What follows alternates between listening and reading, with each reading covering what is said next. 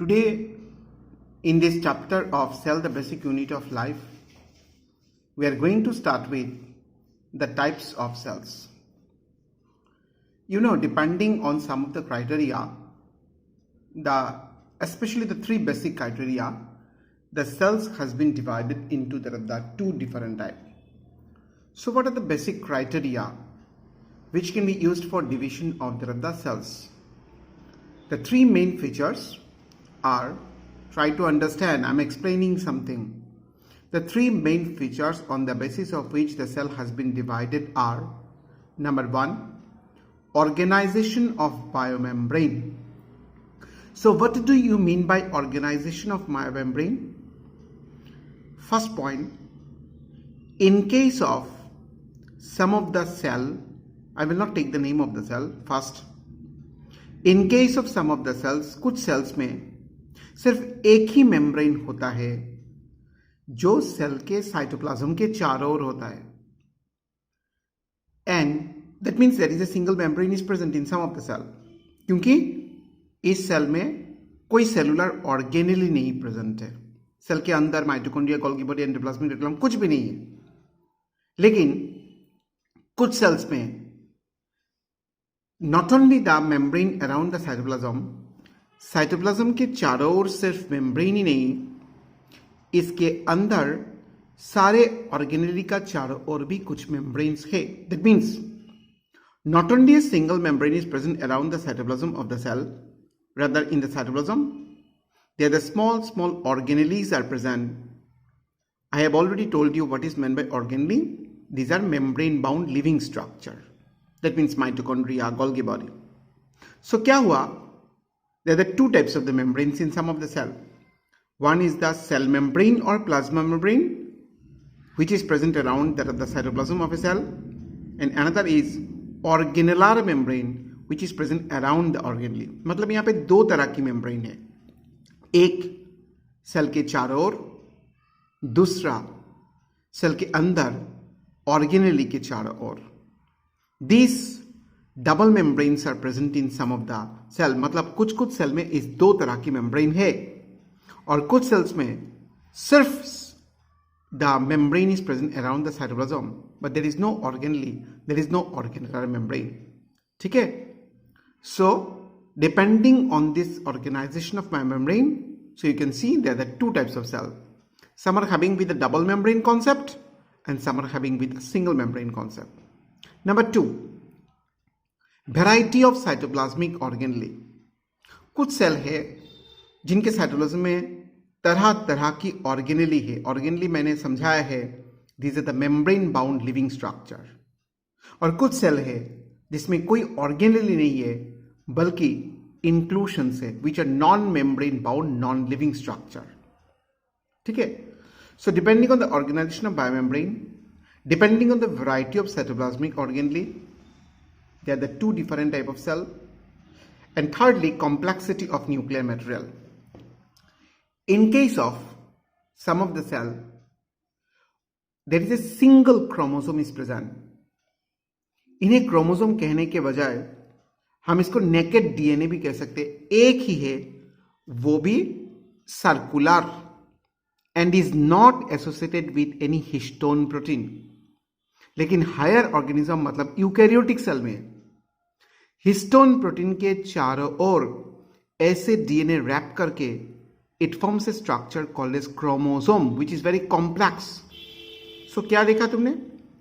कुछ सेल है इनमें सिंगल मेम्ब्रेन, कुछ सेल है इनमें डबल टाइप ऑफ मेम्ब्रेन, कुछ सेल है उनमें कोई साइटोप्लाज्मिक ऑर्गेनेली नहीं है, कुछ सेल है जहां पे वैरायटी ऑफ साइटोप्लाज्मिक ऑर्गेनेली है, कुछ सेल है जिनमें nuclear material that is DNA is very simple, single and circular without any protein, and कुछ सेल है जिनमें DNA wrapping around the histone protein forms the chromosome, and that is very complex.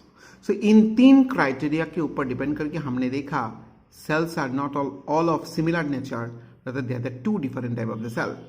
One is the prokaryotic cell and one is the eukaryotic cell. Now we are coming down first into the prokaryotic. Pro means before and karyon means the nucleus.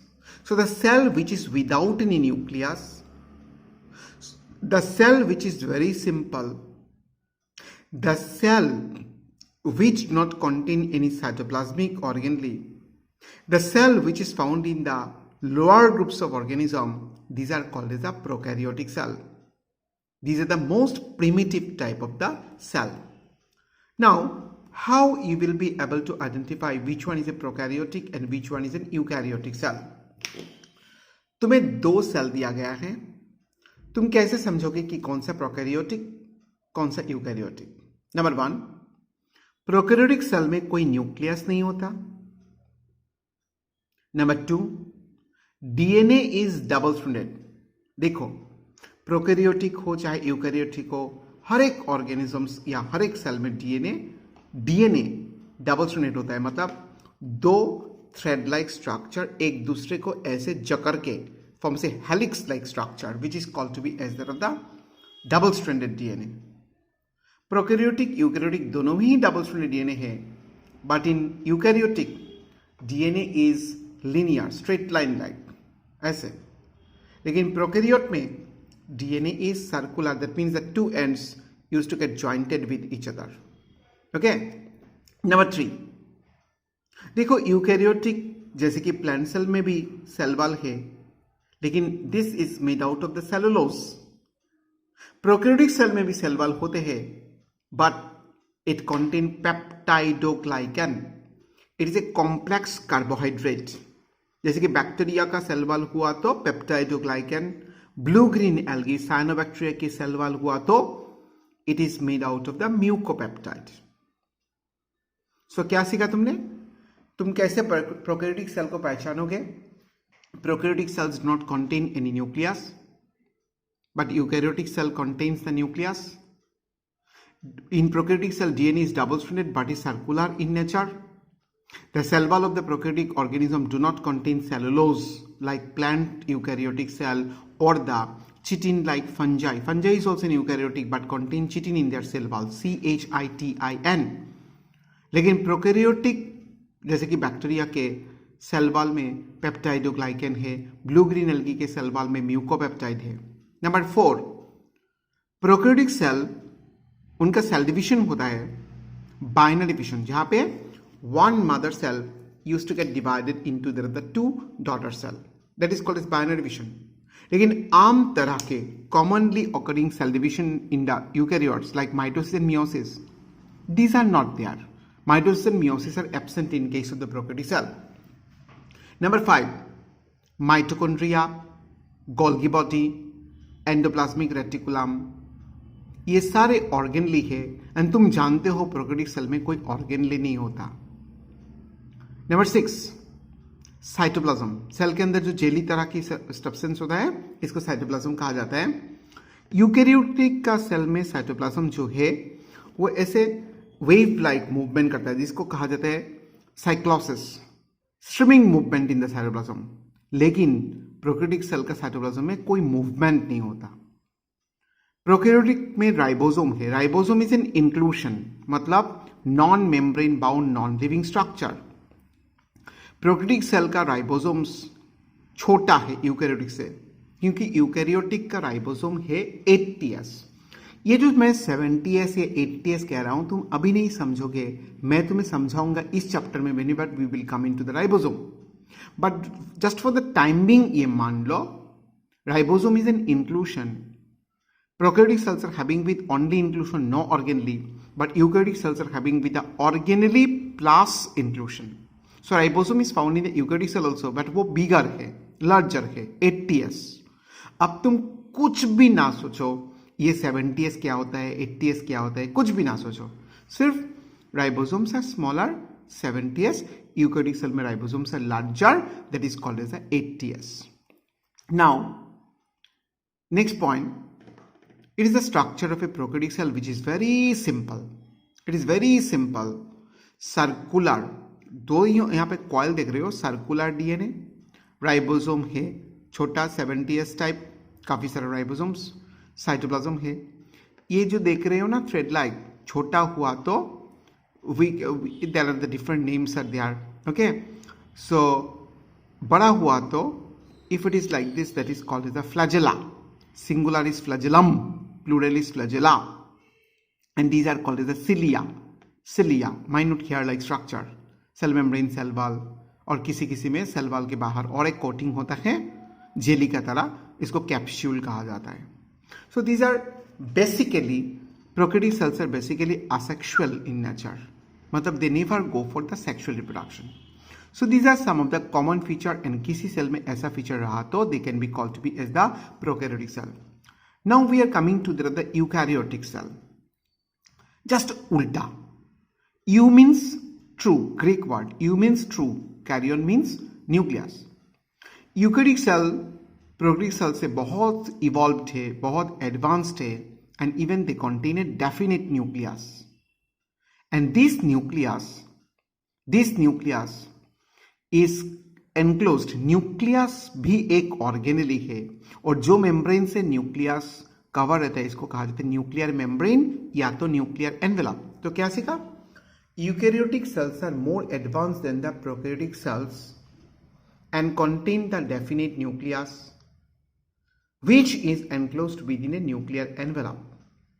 And eukaryotic cell को जानने के लिए उसका कुछ characteristic feature है, जैसे कि eukaryotic cells में ट्रू न्यूक्लियस है which is bounded by a nuclear membrane. Eukaryotic cells में न्यूक्लियस होते हैं जो एक पतला सा मेम्ब्रेन से कवर किया गया है, उसे कहा जाता है nuclear membrane. Number 2, eukaryotic cell में न्यूक्लियस के अंदर आप समझ लो it is the eukaryotic cell. आप समझ लो it is the eukaryotic cell. So okay, you try to understand. It is the eukaryotic cell and this is having with the nucleus. It is having with the nucleus, और ये nucleus के अंदर होता है nucleolus. Nucleus के अंदर होता है न्यूक्लियोलस. यूकैरियोटिक सेल में न्यूक्लियस भी है, और न्यूक्लियस के अंदर न्यूक्लियोलास भी है, and definite number of chromosome. यहां पे डेफिनिट नंबर ऑफ क्रोमोसोम मतलब क्या? देखो, हर एक स्पीसीज का क्रोमोसोम नंबर इज कांस्टेंट. हर एक स्पीसीज का क्रोमोसोम नंबर इज कांस्टेंट. मतलब जैसे कि हम ह्यूमन बीइंग, हमारा क्रोमोसोम नंबर 46, हमारा हर एक सेल के न्यूक्लियस के अंदर 46 नंबर्स ऑफ क्रोमोसोम होता है. But different organism is having with different number of chromosome. मतलब you go to the P plant, 14 number of chromosome, 14. You go to some other organisms like potato plant having with the 48 numbers of chromosome. And एक species का chromosome number हर वक्त constant होता है. Whether it is your chromosome, whether it is Hrithik Roshan's chromosome, whether it is Preeti Zinta, whether it is Himanta Biswa Sharma, anyone is having with the 46 numbers of chromosome.